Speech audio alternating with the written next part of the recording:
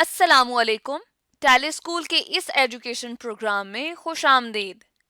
ये programme TV पर हुकूमत पाकिस्तान और सबक फाउंडेशन की शिराकत से पेश किया जा रहा है। इसके लेसन्स पाकिस्तान के तमाम तालीमी बोर्ड्स बशमूल कैम्ब्रिज के सिलेबस के मुताबिक तैयार किए गए हैं, जिसमें एजुकेशनल कंटेंट सबक फाउंडेशन प्रोवाइड कर रही है। सबक फाउंडेशन की वेबसाइट सबक.pk पर केजी से 12वीं जमात तक वीडियोस और प्रैक्टिस टेस्ट बिल्कुल मुफ्त दस्तयाब हैं। फिज़िक्स लेसन में आज हम करेक्टरिस्टिक्स ऑफ साउंड के टॉपिक को डिस्कस करेंगे, जो कि फेडरल बोर्ड पंजाब केपीके की class 10th chapter number 11 sound में मौजूद है। और यही टॉपिक सिंध, बलूचिस्तान और कैम्ब्रिज की क्लास 10th में मौजूद है। इन वीडियोस को सुनने के बाद, देखने के बाद आपको पिच, लाउडनेस और क्वालिटी ऑफ साउंड को डिस्क्राइब करना अच्छे तरीके से आ जाना चाहिए।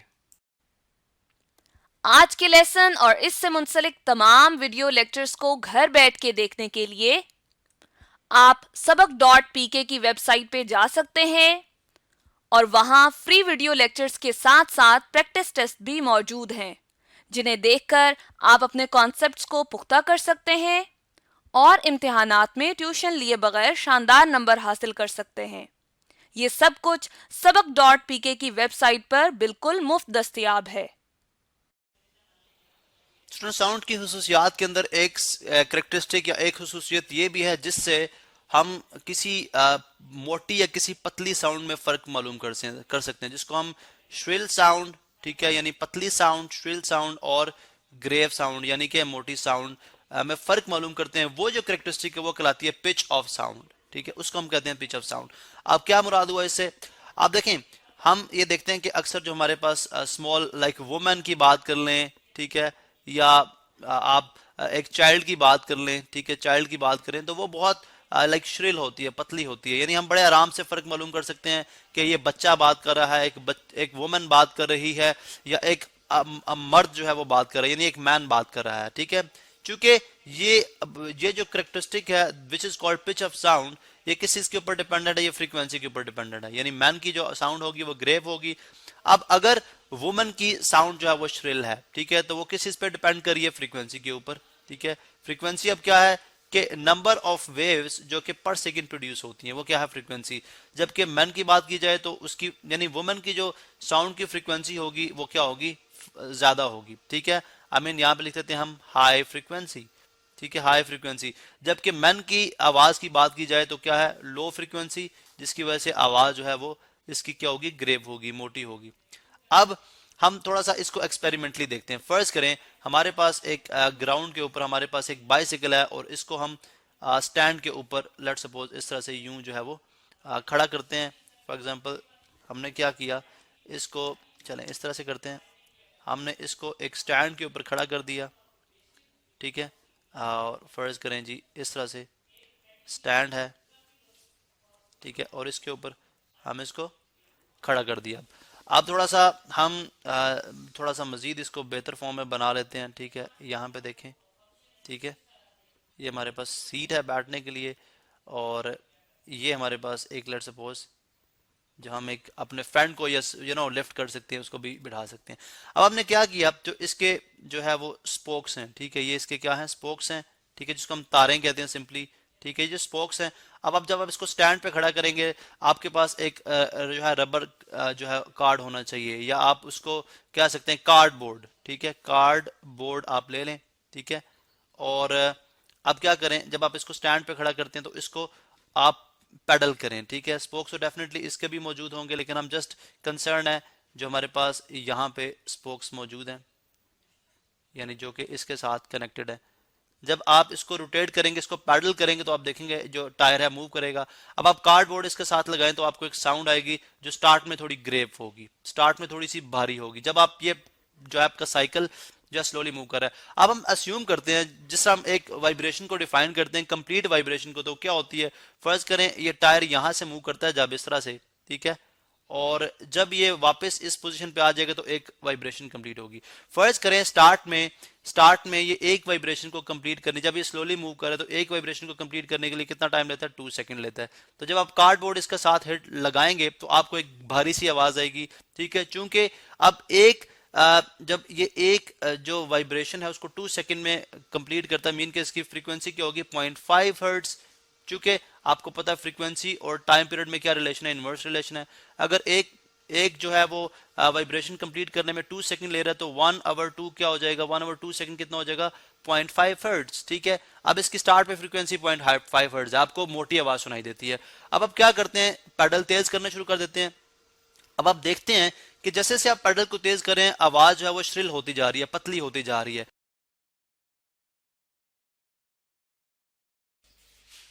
स्टूडेंट्स, आज हम बात करेंगे कि एम्पलीट्यूड का लाउडनेस के साथ क्या ताल्लुक है। अब एम्पलीट्यूड क्या है, लाउडनेस क्या है, हम बात करते हैं जी कि एम्पलीट्यूड जो है बेसिकली जब एक वेव पैदा करते हैं, फर्ज करें आपके पास पेंडुलम है, ये एक रस्सी आपने बांध दी, उसके साथ एक मैश लटका दिया। अब जब आप इसको रोटेट करेंगे, ठीक है, इस तरह से, तो ये अपनी मीन पोजीशन से जिस हाइट तक जाएगा लेफ्ट साइड पे, यानी पॉइंट ए पे या पॉइंट ए प्राइम पे, ठीक है, तो आप यहां से लेके यहां तक का जो डिस्टेंस होगा इसका, यानी मीन पोजीशन से, बल्कि मैं यहां से शो करता हूं, अपनी मीन पोजीशन से एक एक्सट्रीम तक या मीन पोजीशन से दूसरी एक्सट्रीम तक जो इसका डिस्टेंस होगा वो इसका कहलाएगा एम्पलीट्यूड। अगर हम सपोज करें कि फ्रिक्शन नहीं है तो ये दोनों साइड पे एक जितना ही डिस्टेंस होगा। तो जो मैक्सिमम ये पार्टिकल जो स्प्रिंग है, या एक पार्टिकल अगर आप इसको मूव करते हैं लेफ्ट साइड पे और ये वापस अपनी मीन पोजीशन पे आके राइट साइड पे जाता है, ठीक है, तो अपनी मीन पोजीशन से जिस हैंड तक ये गया, ये इसका कहलाता है एम्पलीट्यूड। और लाउडनेस क्या है कि आवाज कितनी ऊंची है या आवाज कितनी धीमी है, ये बेसिकली है लाउडनेस किसी आवाज की। अब इनका रिलेशन अगर हमने चेक करना है तो इसको हम एक्सपेरिमेंटली देखते हैं कि फर्ज करें ये आपके पास एक ड्रम है। अब हम ये बात जानते हैं कि अगर आप इस ड्रम को, लेट सपोज अगर मैं यहाँ पे इसको कलर भी कर देता हूँ, ये हमारे पास एक ड्रम है और मैं इसको क्या करता हूँ कि हल्का सा हिट करता हूँ। यानी अगर मैं एक स्टिक के साथ इसकी सरफेस को मैं हल्का सा हिट करूंगा, मतलब कि अगर मैं इसकी सरफेस जो है, इसकी जो जिससे बना हुआ है, अगर इस सरफेस को एक पार्टिकल के तौर पे ले लूं, तो जब मैं इसको हल्का सा हिट करूंगा तो पार्टिकल अपनी मीन पोजीशन से थोड़ा सा नीचे जाएगा और ऊपर जाएगा, तो आपको यानी एम्पलीट्यूड इसका स्मॉल होगा, जिसकी वजह से आवाज हमें कम आएगी। अगर मैं चाहता हूं कि मुझे ज्यादा आवाज आए तो मैं इसको जोर का हिट करूंगा, मीन के वही पार्टिकल जो पहले थोड़ा सा डिस्प्लेस हुआ था, अब वो क्या होगा, अपनी इस मीन पोजीशन से, फर्ज करें वो ये पार्टिकल है, आपने इस मीन पोजीशन से ज्यादा नीचे आया और ठीक है, यानी अपनी बैंड होगा इनवर्ड अंदर की तरफ, और इसी तरह वो बाहर की तरफ भी इस तरह से आएगा। तो मीन के जो बाहर एयर मॉलिक्यूल्स हैं, चूंकि आपको पता है साउंड तो ट्रेवल करती है, जब आप एयर मॉलिक्यूल्स को, इसके अराउंड जो एयर मॉलिक्यूल्स हैं उनको जितना ज्यादा डिस्टर्ब करेंगे ज्यादा एम्पलीट्यूड के साथ, तो लाउडनेस जो है उतनी ज्यादा होगी। इससे बात समझ आती है कि जो लाउडनेस है बेसिकली वो आपकी डिपेंडेंट है किसके ऊपर, एम्पलीट्यूड के ऊपर। अगर एम्पलीट्यूड किसी साउंड का बहुत, किसी वेव का बहुत ज्यादा होगा तो वो ज्यादा लाउड होगी। यानी इसकी अगर आप प्रैक्टिकल एग्जांपल देखना चाहते हैं तो हम वो इस तरह से देख सकते हैं कि मैं अगर लेट सपोज यहाँ पे मेरे पास एक टेप रिकॉर्डर है, अब जब मैं कोई भी गाना प्ले करता हूँ या कोई भी जो है वो मौसीकी के लिए कोई मौसीकी सुनने के लिए इसको ऑन करूंगा, तो आप देखेंगे कि गाना उसी स्पीड के साथ चल रहा है। जैसे हमने एक रिलेशन भी पढ़ रखा है, v is equal to F lambda, ठीक है, यानी v is the velocity, f जो यहाँ पे क्या है, फ्रीक्वेंसी है, यानी एक सेकंड के अंदर कितनी वेव लेंथ जो है कंप्लीट पास करती है। और एक वेव लेंथ आप जानते हैं क्या होती है कि एक क्रेस्ट और एक ट्रफ का जो डिस्टेंस है, यानी यहां से लेके जब आप रस्सी के ऊपर, स्ट्रिंग के ऊपर वेव बनाते हैं तो पार्टिकल्स इस तरह से मूव करते हैं, तो जो क्रेस्ट जो कि अपनी मीन पोजीशन से टॉप डिस्टेंस है इसको हम क्रेस्ट कहते हैं, और जो लोअर डिस्टेंस है वो हमारे पास क्या है, ट्रफ। तो ये एक कंप्लीट वेवलेंथ होती है। तो एक सेकंड से जितनी वेवलेंथ गुजरती है, यानी यहां से लेके यहां तक का डिस्टेंस जो है उसको वेवलेंथ कहते हैं। जितना इसने एक क्रेस्ट और एक ट्रफ बनाते वक्त जितना डिस्टेंस ट्रेवल किया वो आपके पास एक वेवलेंथ है। तो बेसिकली ये एफ फ्रीक्वेंसी होगी, एम उसका लैम्डा है जो कि वेवलेंथ जिसकी हमने ऑलरेडी बात कर दी है। अब अगर आप देखें तो अगर हम ये कैसेट उतनी ही आवाज में जो उतनी ही स्पीड से मूव करती रहे, हमें नॉर्मल जो साउंड आती है गाने की वही आ रही हो, लेकिन अगर हम चाहते हैं कि हमें वो आवाज ज्यादा आए तो हमें इस कैसेट की स्पीड नहीं तेज करनी पड़ेगी, बल्कि क्या करना पड़ेगा, इस जो एम्पलीफायर है, एम्पलीफायर होता है जो बटन है जिससे आप वॉल्यूम को कम या ज्यादा करते हो, उस वॉल्यूम से आप क्या करेंगे, उसको घुमाएंगे, जो कि आपके साउंड जो पैदा हो रही है उसके एम्पलीट्यूड को बढ़ा देगा। यानी अगर इसको प्रैक्टिकली, अगर पहले इतना एम्पलीट्यूड था, यानी मीन पोजीशन पार्टिकल की ये थी, पार्टिकल यहां तक मैक्सिमम जा रहा था, अब उसने क्या किया, उसको डबल कर दिया और वेवलेंथ अगर आप देखें तो वेवलेंथ का साइज वही है, ठीक है, वेवलेंथ का साइज अभी भी वही है, सिर्फ क्या हुआ, एम्पलीट्यूड डबल कर दिया, जिसकी वजह से वो कम आवाज भी हमें बहुत लाउड सुनाई देने लगी। इसकी अगर हम ग्राफिकली इस चीज को देखते हैं तो हम यूं बात कर सकते हैं कि फर्ज करें, चले यहाँ पे शो करता हूँ जी, फर्ज करें हमारे पास एक हम अलोंग एक्स एक्सिस, चले ये हमारे पास एक तरफ हमने एक वेव कंसिडर कर ली है, फर्ज करें जी हमारे पास ये एक वेव है जो कि सर्टेन डिस्टेंस जो है इसने ट्रेवल किया है। अब अगर आप देखें तो ये एक कंप्लीट वेवलेंथ है, तो फर्ज करें लॉन्ग एक्स एक्सिस हम टाइम ले लेते हैं, अलॉन्ग वाई एक्सिस हम क्या करते हैं, डिस्प्लेसमेंट लेते हैं, ठीक है। अब अगर देखें तो एक वेव ने टी टाइम के अंदर इतना डिस्टेंस ट्रेवल किया, यहाँ पे मैं शो करता हूँ, ये टी टाइम के अंदर उसने कुछ डिस्टेंस ट्रेवल किया, फिर 2t टाइम के अंदर उसने कुछ डिस्टेंस ट्रेवल किया। तो अब जो मीन पोजीशन से टॉप डिस्टेंस आप जानते हैं कि ये क्रेस्ट है और लोअर डिस्टेंस जो है ट्रफ है, तो ये एक वेवलेंथ हो गई। अब हम बात करते हैं कि जब अगर इसका ये इसके पहले पार्टिकल इस तरह से बिल्कुल हॉरिजॉन्टल अपनी मीन पोजीशन पे थे, लेकिन मैक्सिमम जो उसने डिस्टेंस ट्रेवल किया वो इसका क्या है, वो इसका क्या है, एम्पलीट्यूड। ये एक साइड पे और दूसरी साइड पे अगर आप देखें तो पेंडुलम पहले इस तरफ जाएगा तो ए हो गया, यानी इसको हम ए कह देते हैं, और इसी तरह जब अपोजिट पे जाएगा तो वो भी उस तरफ भी इक्वल डिस्टेंस ट्रेवल करेगा, यानी ये जो डिस्टेंस है ये माइनस ए हो गया, ठीक है। अब हम चाहते हैं कि एक ऐसी वेव प्रोड्यूस कराएं, ठीक है, एक ऐसी वेव प्रोड्यूस कराएं कि जो इस प्रोड्यूस की गई वेव से डबल लाउडनेस दो, यानी 2 टाइम्स उसकी लाउडनेस हो, 2 टाइम लाउडनेस हो। तो हमें क्या करना पड़ेगा, नंबर ऑफ वेव इंक्रीज नहीं करनी पड़ेगी, नंबर ऑफ वेव इंक्रीज करेंगे, यानी अगर 2t के अंदर एक कंप्लीट वेवलेंथ गुजरी है, तो अगर हम चाह रहे हैं कि 2t के अंदर 3 वेवलेंथ गुजार दें, तो उससे हमारी जो है वो लाउडनेस इंक्रीज नहीं होगी, बल्कि वो आवाज पतली हो जाएगी। लेकिन अगर हम चाहते हैं कि हम इसकी आवाज ज्यादा करें, तो हमें इसका जो एम्पलीट्यूड है, यानी इसका जो एम्पलीट्यूड है वो ज्यादा करना पड़ेगा। हम क्या करेंगे, इसका एम्पलीट्यूड अगर ये लेट्स सपोज ये 2 सेंटीमीटर है, तो हम इसका डबल कर देंगे, 4 सेंटीमीटर इस तरफ कर देंगे, और इसी तरह उसके रिएक्शन में 4 सेंटीमीटर, यानी जब उसके रिएक्शन में 4 सेंटीमीटर इस तरफ भी हो जाएगा, ठीक है। तो अब जो आपके पास इस वेव की जो लाउडनेस होगी वो आपको पहली जितनी आवाज थी उससे डबल सुनाई देगी, ठीक है, डबल ऊंची आवाज सुनाई दे देगी, प्रोवाइडेड दैट हम ये चीजें अस्यूम कर रहे हैं कि जो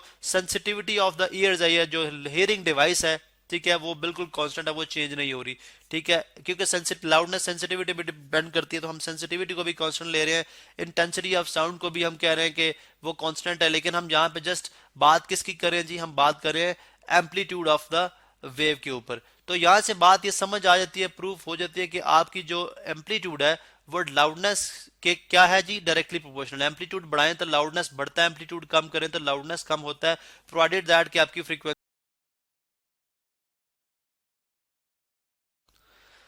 आज हम बात करेंगे कि फ्रीक्वेंसी और पिच का क्या रिलेशन है। अब जब आप एक साउंड वेव की बात करते हैं तो सबसे पहले हमें समझना पड़ेगा कि साउंड वेव की फ्रीक्वेंसी क्या हो सकती है, पिच क्या हो सकती है।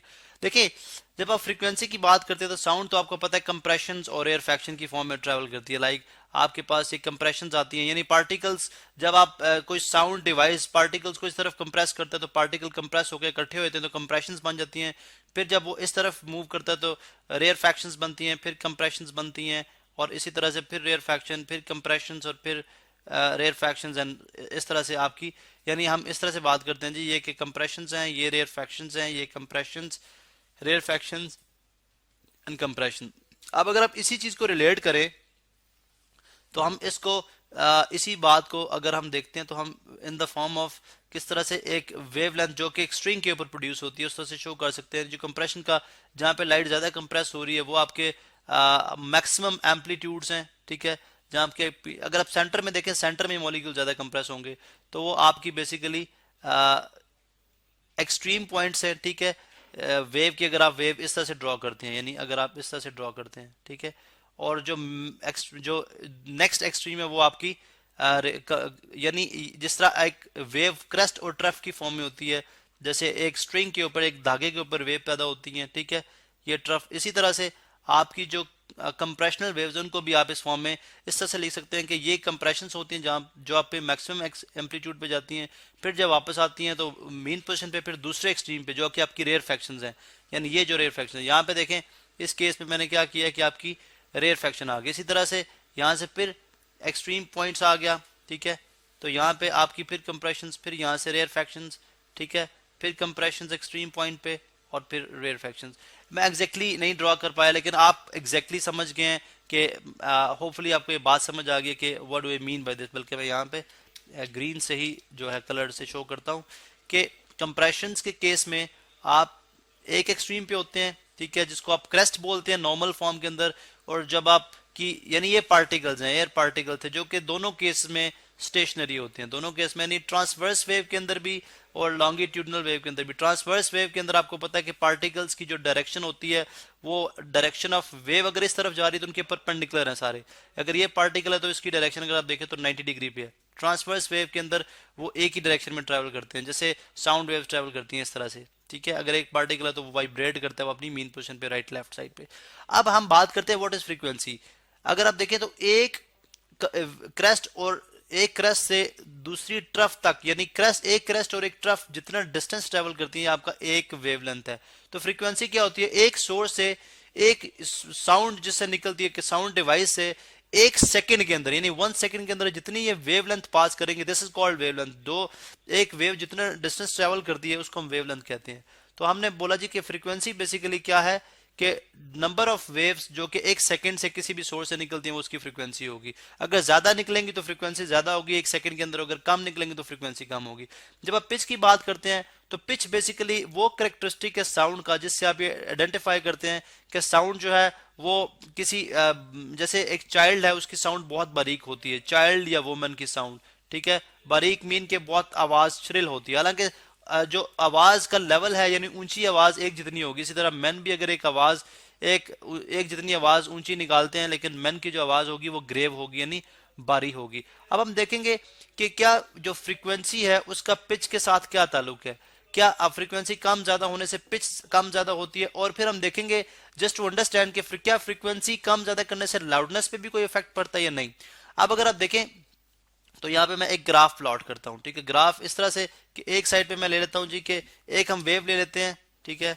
फर्ज करें जी ये एक वेव है जिसने कोई डिस्टेंस ट्रेवल किया है, ठीक है। हम एक जो हॉरिजॉन्टल एक्सिस पे, यहाँ पे मैं आपको शो करता हूँ जी, हम हॉरिजॉन्टल एक्सिस के ऊपर टाइम लेते हैं और वर्टिकल एक्सिस के ऊपर हम क्या लेते हैं? डिस्प्लेसमेंट। यानी डिस्प्लेसमेंट से मुराद, यानी ये ए है, ये मैं डिस्प्लेसमेंट ले रहा हूँ। अगर एक पेंडुलम को आप मूव कराते हैं जो वेव प्रोड्यूस कराता है, तो जब मीन पोजीशन से, यानी ये ओ पोजीशन है, ओ से एक्सट्रीम इस एंड पे भी जाता है फिर इस एंड पे भी जाता है, तो यहाँ अलोंग इस एंड जितना वो डिस्टेंस ट्रेवल करेगा वो इसका एम्पलीट्यूड है, ठीक है। तो अब अगर आप देखें तो ये वेव के तमाम वो पार्टिकल्स थे जो कि एट रेस्ट में, ये तमाम वो पार्टिकल थे जो कि एट रेस्ट में, लेकिन जब हमने वेव प्रोड्यूस कराई तो पार्टिकल ने मूव करना शुरू किया, तो मैक्सिमम पार्टिकल अपनी मीन पोजीशन से यहाँ तक आ रहे हैं। तो ये जो डिस्टेंस है ये ए है, ठीक है। इस तरह अगर आप ऑपोजिट एंड पे देखते हैं तो यहाँ से जो वेव है वो यहाँ तक आती है मीन के माइनस है एक तरफ, यानी इस तरफ प्लस है इस तरफ माइनस है। अब हम देखते हैं कि टी टाइम के अंदर उसने हाफ वेवलेंथ कवर की, यानी एक क्रेस्ट, क्योंकि एक वेवलेंथ तो कंप्लीट एक क्रेस्ट और ट्रफ होती है, और 2t के अंदर उसने कंप्लीट वेवलेंथ जो है वो ट्रेवल की। अब हम चाहते हैं कि इतनी, यानी हम चाहते हैं कि जो हमारी आवाज है वो, अगर हम आवाज जो है वो श्रिल हो जाए, यानी आवाज जो है वो पतली हो जाए, ठीक है, श्रिल हो जाए। अब हम क्या करेंगे? हम करते हैं जी कि इसी टाइम के अंदर, यानी इतने ही टाइम के अंदर हम क्या करेंगे? दो वेव्स प्रोड्यूस कराएंगे। मैं रेड कलर से यहाँ पे शो करूंगा। अगर आप देखें तो एक यहाँ पे वेव प्रोड्यूस करा दी हमने, ठीक है, और इसी तरह से एक वेव हमने यहाँ पे प्रोड्यूस करा दी।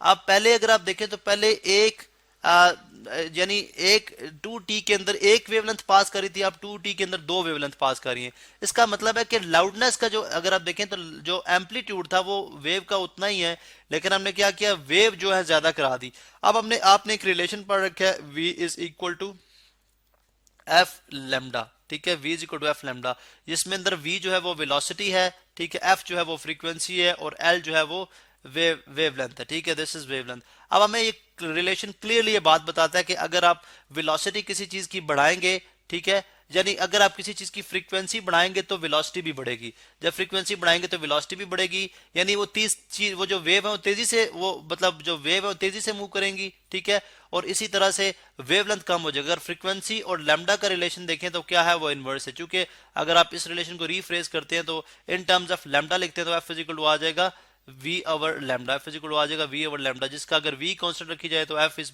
इनवर्सली प्रोपोर्शनल टू लैम्डा, यानी फ्रीक्वेंसी बढ़ाएं तो लैम्डा कम हो जाता है, फ्रीक्वेंसी कम करें तो लैम्डा ज्यादा होता है। जो कि आपको क्लियर है, जब हमने फ्रीक्वेंसी ज्यादा की एक सेकंड के अंदर एक वेव के बजाय दो वेव की, तो आप देखें तो वेवलेंथ क्या हो गया, स्मॉल हो गया। पहले वेवलेंथ कंप्लीट था, अब वेवलेंथ हाफ हो गया। इसका मतलब ये हुआ कि फ्रीक्वेंसी बढ़ाने से बेसिकली आवाज श्रिल यानी पतली होती है, या अगर कम करेंगे तो आवाज मोटी हो जाएगी।